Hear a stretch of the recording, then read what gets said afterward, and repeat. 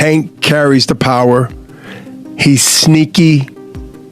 Explosive. Yeah. Nah, I'm not shocked. I mean, his last fight when he fought Lamont, Jake Paul was at the fight. He told y'all he was going to fight somebody like Jake Paul. So I'm not shocked. It don't surprise me. So Grabs, and he's got ridiculous one-punch knockout power too. He's just such an interesting fighter because his style is so different from everybody else. He's so conservative in the early rounds, throws so few punches, and he lets you work.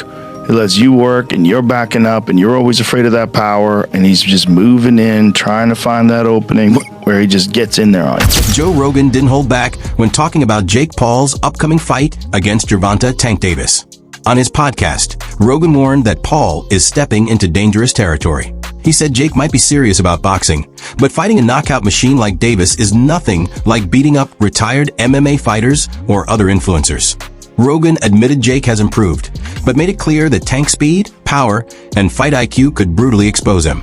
According to Rogan, this isn't just another flashy celebrity match. It's a real fight, and if Jake isn't fully prepared, he could get seriously hurt. Boxing has gone too far. Jake Paul is taking on Gervonta Tank Davis in an exhibition bout this November. The fight will be taking place in Atlanta between the cruiserweight and the 135-pounder, nearly a 100-pound difference between the two guys. This is absolutely insane. Let me know what you guys think about this in the comments down below. Joe Rogan has repeatedly praised Gervonta Tank Davis for his terrifying knockout power, even comparing him to a smaller version of Mike Tyson.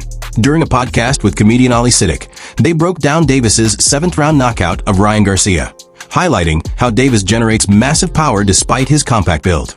Rogan pointed out that Davis doesn't look physically intimidating, but still delivers devastating punches. He also emphasized Davis's aggressive fighting style, saying it adds to his dominance and makes him one of the most dangerous fighters in boxing today. Gervonta fan. I think that guy's so unusual. Yeah. His style's so unusual, and it's like patience. Yes. Yeah. The Leo Santa Cruz fight was really something for me because Leo Santa Cruz is a technician. He's great, Mexican style, but he's also a technician. And that fight was very close before Tank stopped him. Yeah. But he has that power that can end it. Well, he finds these openings and he sees them, but he doesn't go after them right away. He waits for the right time. He's so patient. Right. Like when you watch the early rounds of his fights, he's like at a world champions that are competing today at the highest level. He probably has the lowest punch count in the early rounds. Yeah. Because he just wait, but he also knows he's got that nuclear option that if he can fucking crack you, most likely he's going to take you out. He's got massive confidence in that. I like watching someone who's exceptional at it. Where it's just like the technique is so dialed in.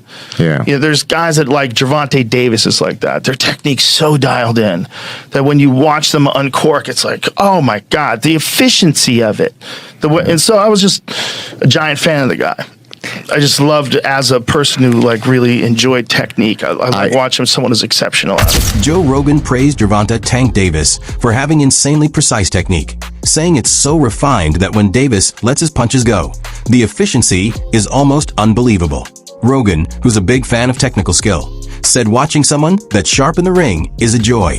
While he doesn't believe Jake Paul is ready to face top-tier pros like Davis, Rogan has still given Paul a lot of credit. He called Jake's rise in the celebrity boxing world genius, admitting that Paul has gone beyond being just a YouTuber, showing real boxing ability, fight IQ, and marketing savvy. Still, Rogan keeps it real about the nature of Paul's fights, recognizing they're more entertainment than elite sport. But is this Logan Paul, is he a legitimate boxer? A legitimate boxer, yes. People mocked me when I was saying that before, but now I think people are coming around. And the way I look at it, I say, if this kid was not a YouTuber, if he wasn't some guy that you knew from the time he was like 16 years old on YouTube, and you just saw him box, and you saw him knock out former UFC champions, you saw him beat legitimate boxers, or beat athletes and beat a bunch of MMA fighters, you'd go, this kid can fucking fight. He knows how to fight. Like it's not, nothing he's doing looks wrong. He's not like sticking his head straight up in the air and winging punches with his eyes closed. He's fighting well. He looks good. And if he was just an up and coming boxer that was this exciting, like highly promotable, like really good at selling fights, you'd be like, this kid's the future. He's really something special. If Jake Paul wasn't Jake Jake Paul if he wasn't this YouTube guy. He was just a boxer. And you see a boxer knock out the former UFC welterweight champion, not just the former, but one of the best ever. Knock him out with one punch like that. Like, oh man, have you seen this Jake Paul dude coming up? He's f***ing for real. Because nothing about watching him fight, to me, screams like he's in over his head. Nothing.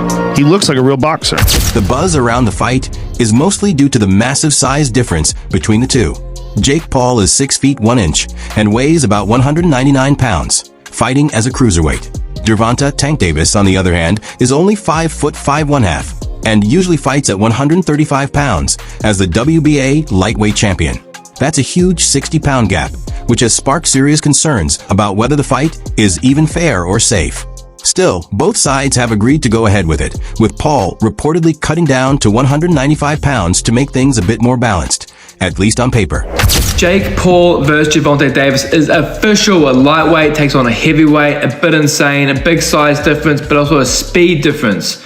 I want to talk about this fight, get my picks and predictions for how it's going to play out, and basically just let's run it. So the only combat sports fight I can think of off the top of my head that was similar in the size disparity is Buckley versus Rizabioff. Now look at these guys.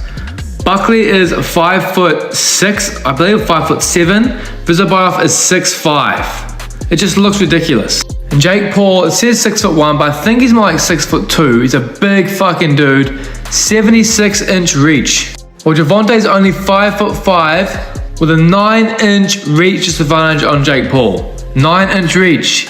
You're having a laugh, bud. But she's not all about size, boys. As Buckley showed against Rizabioff, speed is a factor and these little guys can move. Buckley actually won this fight on points. A lot of jabs to the body, jab to the body, overhand right, on repeat. Rinse and repeat, use your speed, get out of range. When you're in range, you're hitting the body, hitting up top. When you're out of range, you're just moving around and keeping the big man moving. And I do see this going a similar way. Now, I'm not a Jake Paul hater by any means. I actually think he's pretty decent. But just the size difference, I mean, he weighs almost 100 pounds more than Gervonta. I mean, he is going to be a lot slower. And Jake isn't the most explosive and the quickest guy. I mean, like I said, I'm no Jake Paul hater. I actually think he's pretty good. He's got power, a lot of power, but he's just not that quick. And Gervonta is very fucking quick. Now, there is no way in the world Gervonta Davis finishes Jake Paul. You cannot pay me enough on that pick. But Gervonta Davis on points, I think is basically signed, sealed, delivered. It's going to be jab to the body, move, jab to the body and move. And jab to the body again and move. It's all it's going to be. So if you're paying for this fight, I mean, I think it's on Netflix, so most of us should be locked and loaded. But if you're going any way to pay for this one, don't even bother. It's going to be boring as fuck. It's going to be Gervonta jabbing the body and Jake Paul missing overhands. That's what this fight's going to be. And it's going to be, I don't know, it's going to be 120 to 100 in favor of the little man. 5'5", 63-inch reach, Gervonta Tank.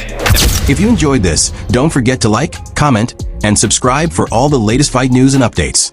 Stay tuned for more breakdowns, predictions, and exclusive insights you won't find anywhere else. Join the conversation and never miss a moment.